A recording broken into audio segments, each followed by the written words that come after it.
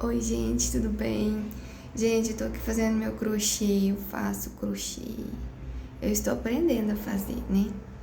Bom, mas o que eu tava pensando aqui enquanto eu fazia crochê, sabe?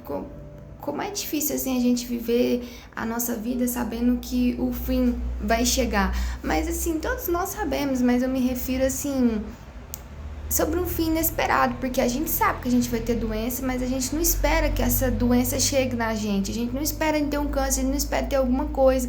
A gente sabe que tem acidentes, mas a gente não espera que isso aconteça. Agora, quando você vive já marcado pra morrer, tipo assim, ó, Thaís, você vai morrer amanhã, tal hora. Entendeu? Tipo, isso não é uma coisa natural de se esperar. E Jesus, ele estava marcado para a morte, a crucificação dele, né? Ele veio para o mundo para isso. Então, assim, como triste poderia ter sido a vida dele, a caminhada dele, sabendo de tudo isso, mas mesmo assim ele não se entristeceu. Mesmo assim, ele fez grandes obras, ele curou o paralítico, ele curou a mulher do fluxo de sangue, ele curou o surdo, ele curou o mudo, ele libertou pessoas que estavam possessas de demônio, fora outros grandes milagres que o Senhor fez, outras grandes curas, né? Jesus fez muitas coisas. Então, assim, nem por isso ele se abateu. E quando foi chegando ali a hora, né, dele falecer, dele se entregar, né, dele se desposar ali pra gente, né, tipo, de dar a sua vida pra nos salvar, eu penso assim, que situação, porque ele subiu para o monte e falou, né, com o Senhor, se fosse possível, afasta dele aquele cálice. E ele já estava sentindo que era a hora, Deus estava sentindo que era o momento. E ele pediu, pegou, acho que foi Pedro, Tiago, Lucas, né? Pedro, João, levou ali para o monte mais afastado, falou: fica aqui enquanto eu suba mais um pouco. Foi falar com Deus. E ele estava ali sentindo aquele momento. E depois de ter feito uma caminhada pela terra, depois de ter andado muito, de ter liberado cura, ele sabia que estava chegando a hora. E não demorou muito. A contagem da Bíblia, se você ler em Mateus e em Marcos, não demorou muito do tempo que ele fala com Jesus: afasta de mim esse cálice, para o momento que ele é traído. Então, quando ele desce ali, né, pela terceira vez ali, ele comenta, né, com Pedro. Pedro fala que não negarás, mas ele negará. Quando ele desce ali, fala que eles não puderam vigiar nem um pouquinho quando o Senhor subiu umas 3 vezes. Ele fala assim: vamos, descansa, porque é chegada a hora. Então, quando ele levanta, nesse momento que ele levanta, já vem aquela multidão com vara-paus e com um monte de coisa. E Judas Iscariotes, ele vem e traz um beijo no rosto de Jesus e fala: saúde, Rabi. E esse era o sinal de quem eles trairia, né? Ali na festa dos pães asmos, eles também já estavam cogitando a traição de Jesus. Iscariotes já ia pegar um dinheiro por isso, mas eles falaram: não, aqui não, porque vai gerar muito escândalo e tudo. Então, quando quando Judas beija o rosto de Jesus e fala isso, imediatamente a multidão vem, imediatamente a multidão o açoita, imediatamente a multidão já pega para si ali para fazer a maldade, para machucar o nosso Jesus. E ali um dos que estava com Jesus pega a espada e fere o outro e arranca sua orelha, e o Senhor fala: não mete a espada, porque quem fere com espada morrerá. Então ele fala assim: porventura não poderia eu pedir ao Senhor que me enviasse uma legião de anjos e me livrar disso? Qual é? Você acha mesmo que Jesus não tinha poder para isso? Claro que tinha, claro que tem. Mas Jesus, e aí, como ficariam as escrituras? Ele precisava cumprir as escrituras. Então precisava, mesmo que precisasse cumprir, a palavra do Senhor ainda diz que ai daquele que assim o fizesse, ai daquele que o traísse. Então, quem estava falando de Judas, né? Ai daquele Judas, porque o Judas o trairia. Judas, ai daquele homem, né? Eu sabia que estava na escritura que tudo ia acontecer, mas ai daquele. Então, Jesus é levado ali à crucificação, ali no Pilatos, e Pilatos pergunta por que, né, crucifica. Eles começaram a inventar motivos, assim, testemunhos que não tinha fundamento, que não tinha base. Então, assim, voltando um pouco ali, quando Jesus chega ali em Marcos, e tava faltando 2 dias para a festa do Pães Asmos, ele estava em Simão, em Betânia, na casa de Simão, lá em Betânia. Uma mulher veio e derramou sobre o Senhor um óleo de mirra. Esse óleo de mirra era puro, né? Um óleo nardo, um óleo caro. E os cariotes ali, os fariseus, eles se arrasavam em seu coração, dizendo: mas por que faz isso? Um óleo tão caro desse poderia pegar e dar aos pobres, vender, sei lá o que, mas tipo, na nossa linguagem, não derramar em Jesus. Aí o Senhor falou: por que a entristeces? Por que fala assim com ela? Ela fez bem. Isso é a linguagem, minha linguagem, né, gente? Mas tem a linguagem bíblica. Ela fez bem. E às vezes a gente não quer derramar nos pés do Senhor o melhor que a gente tem. A gente quer derramar nos pés do Senhor o resto que nos resta. Então é o resto de tempo, é o resto das nossas primícias, é o resto do nosso melhor, é o resto de tudo. Deus não é um Deus de resto.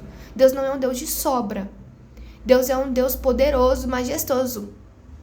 Essa mensagem me fez lembrar o quão majestosa é o Senhor, a presença de Deus, o quão digno é o nosso Rei de receber a honra e o poder. Lá em Hebreus fala, né, que é presença gloriosa. Então, assim, aí a gente...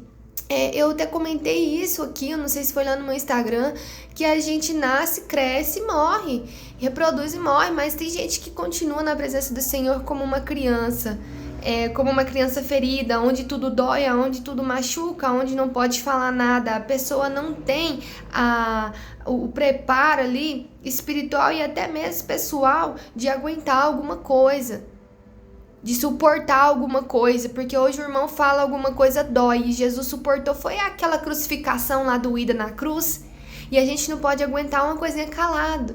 Aí olha e fala assim: nossa, o casamento dele ou o casamento dela é tão abençoado. Você sabe o que aquela irmã suportou para segurar o casamento? O que aquele irmão suportou para segurar o casamento dele? Você sabe o que suporta aquela mãe de família para segurar os filhos que hoje louvam e cantam, ou que às vezes nem estão lá, mas estão melhorando a cada dia por conta do joelho da irmã? E aí é muito fácil a gente olhar e ver que tá tudo muito lindo, mas a gente querer a comida, mas a gente não querer trabalhar pela comida. É muito fácil. Então o Senhor disse: vou dar aos pobres, vocês terão os pobres aí em todo momento, a mim vocês não terão muito tempo. E assim, isso me fez assim muito refletir, porque eu queria assim ter vivido lá, sabe, no tempo com Deus. Que massa seria andar com Jesus, que massa seria poder estar com Ele, né? Mas o Senhor é que sabe de todas as coisas. Ele quis me fazer nesse tempo aqui. Ele quis me colocar nesse tempo. E quis colocar você também nesse tempo. Então, assim, ali, depois de ser levado, açoitado, colocado aquela coroa de espinho nele, ele foi pra cruz. E ali, sentindo muita dor, né, cumprindo o que ele tinha que cumprir, ele gritou, né: Eli, Eli, lama sabachthani, né? Porque me abandonaste, Deus meu, por que me abandonaste? Mas o Senhor não abandonou ele. Era permissão de Deus, tinha que acontecer aquilo. E Jesus se dispôs, mesmo com o momento de dor, ele não se entregou. Jesus, para com isso, me leva para o céu, eu não quero continuar com a crucificação, não. Ele foi até o fim. E a gente passa por lutas, e às vezes a gente quer abandonar as lutas, a gente quer parar as lutas no meio do caminho, porque tá doendo, porque tá machucando. A batalha espiritual, ela é forte, ela é real, ela existe. O inimigo luta contra todas as forças para nos destruir, para nos desestabilizar, porque ele já é um condenado e nós temos o direito à salvação. Então, ele não quer que a gente adquira esse direito, porque a gente está lutando para manter o nosso direito com Jesus, fazendo realmente as boas obras perante o Senhor, né? Não só de boca, mas de coração. E o inimigo quer nos corromper de verdade, o inimigo quer que a gente pare nossa caminhada, porque ele não quer que ele seja o único condenado, ele quer levar bastante para o inferno. Então, quando Jesus foi crucificado, ele suportou tudo aquilo. A gente não suporta a dor de ser tentado no trabalho, a gente não pode suportar a dor de ser tentado no nosso ministério, porque tudo dói, tudo machuca. Meu Deus, que geração, né? É muito mimimi. E eu já fui assim também, às vezes sou, porque perfeito é só Jesus. Então, assim, às vezes a gente se dói demais por muita coisa. Então, quando Jesus, aquela mulher derramou o óleo, né, o óleo nardo, ela deu o melhor pro Senhor. O Senhor falou, não vai me ter aqui por muito tempo, né, mas os pobres você terá. Então, qual o problema daquela mulher ter dado o melhor pro Senhor? Qual o problema de darmos o melhor pro Senhor? Aí as pessoas falam, mas primícia, a igreja rouba, não sei o quê. Problema do homem. Deus deixou as primícias, né? Levar o Senhor, né? Os 10%. Aí as pessoas falam que é olhar pro homem, que é olhar para as coisas. Você quer sentar no lugar de Deus? Você quer sentar no lugar de Deus para julgar as pessoas? Vai assistir o filme A Cabana. Porque se você quiser julgar a Deus, você tá parecendo um inimigo. Porque o inimigo quis tomar o lugar de Deus. Então, paremos de julgar as pessoas, paremos de julgar as igrejas. Se tem prova, Deus vai dar os meios humanos para que isso seja, né, viabilizado, para que isso seja corrigido. Mas é Deus. Eu falei o quê? Quem é que vai lá? Deus. Não somos nós. Não somos nós que vamos ficar julgando as coisas, não. Vamos parar de ficar julgando as coisas porque a gente acha isso, porque a gente acha aquilo outro. É Deus, de Deus o julgar. Então, assim, o trono de Deus é o trono de Deus. Aí você quer, Senhor, cuida da minha vida. Nossa, mas espera só um minutinho, deixa eu sentar aqui no trono só pra comandar isso aqui. Depois o Senhor pega de volta. Então, tipo assim, não é assim que funcionam as coisas. Não é assim. Que possamos dar o melhor pro Senhor, possamos dar o melhor do nosso nardo, da nossa mirra, né? E deixa o outro falar. Não tô falando pra você pegar tudo que você tem, depositar na casa de Deus e ficar sem nada, não. As coisas de Deus é com ordem e decência. Tenha sabedoria para não fazer a apostasia, que é, né, reverter a palavra de Deus pro mal, porque o inimigo também usa esses entendimentos, às vezes, para distorcer na cabeça das pessoas, né? Pra gente achar assim, nossa, mas é isso mesmo que eu vou fazer? Não, gente, é você fazer de acordo com o que a palavra do Senhor nos envia, nos manda, nos ordena que seja feito, né? Quando eu lembro disso, né, tipo assim, quando eu leio sobre o óleo do nardo que essa mulher derramou sobre Jesus, eu só tenho um louvor, vou cantar um pedaço pra vocês aqui, ó.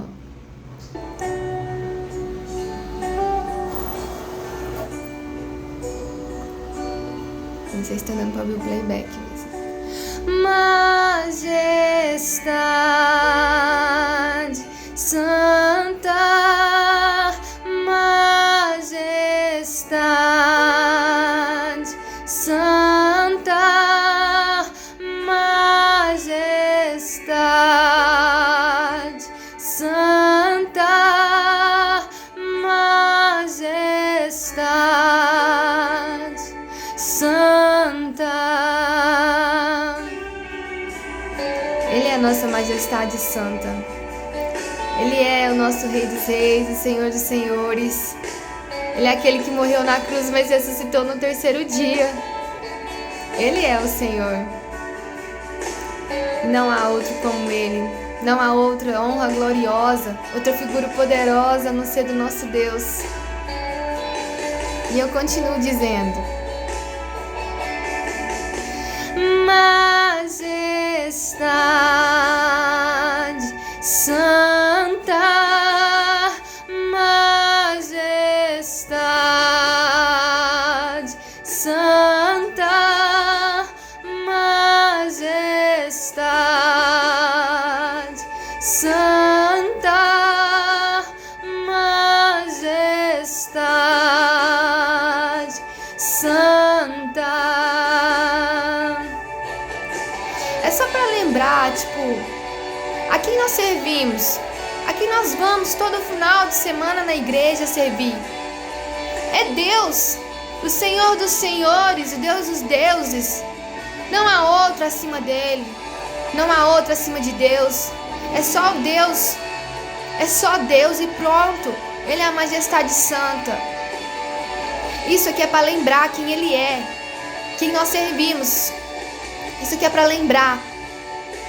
a você e a mim, que Ele é tão santo e tão puro, que Ele teve o poder de ressuscitar no terceiro dia.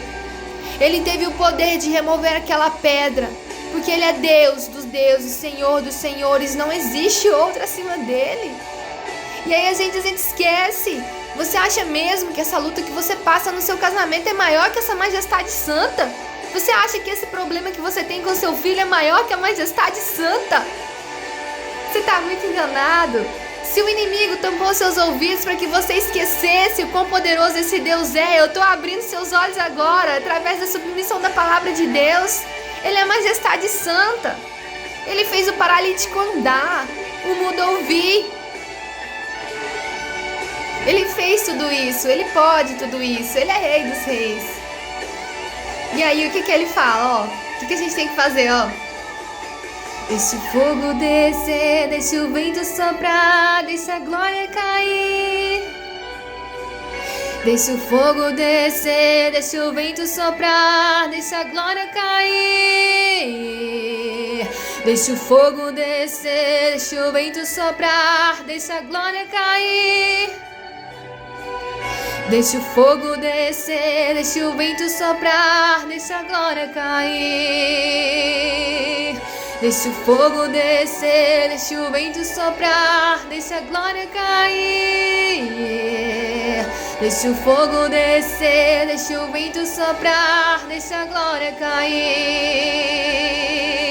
Deixa o fogo descer, deixa o vento soprar, deixa a glória cair. Deixa o fogo descer, deixa o vento soprar, deixa a glória cair. Majestade santa, majestade santa. Esse hino, ele é muito lindo, porque a gente tem que lembrar, às vezes a gente com tanta luta, com tanta prova, a gente esquece quão grande é o nosso Deus, quão poderoso é esse Deus, quão maravilhoso Ele é. Então assim, gente, não existe luta maior que Deus. Não existe inferno maior que o Senhor. Então assim, se na tua casa entrar 5 demônios, principado, potestade, expulse com fé. Expulse com fé e com oração. Com temor, debaixo de submissão, busque em jejum e oração e repreenda. Porque o Senhor, Ele é Deus e o Senhor dos senhores. Onde Ele chega, o mal tem que sair. Se veio por um caminho, por 7 eles vão ter que sair. Porque aonde o Senhor chega, o mal não pode prevalecer. A tristeza não fica, a amargura não fica, o ódio não fica, a angústia não fica, rancor não fica. E aí, esse homem que fala aí pra você que não crê em Deus, que não acredita, que deixa Deus pra lá, ele é maior que Deus por acaso? Ele fez o mundo? Ele por acaso ordenou que a luz existisse, que a noite existisse, que as estrelas fossem criadas? Por acaso foi? Por acaso foi seu filho aí que tá perdido, que falou como que as coisas iam ser? Tá acreditando em quê, hein? Tá acreditando no que o inimigo tá plantando nos seus olhos? Tá acreditando naquilo que o inimigo pôs na sua visão? Porque a fé vem pelo ouvir. E o ouvir a palavra de Deus. Então que você possa abrir os seus ouvidos, abrir os seus olhos espirituais, começar a crer e lembrar que Ele é majestade santa. Deixa o fogo cair, deixa a glória descer, deixa o céu se abrir. Simplesmente creia em Deus. Amém? Um beijo, glória a Deus e até a próxima.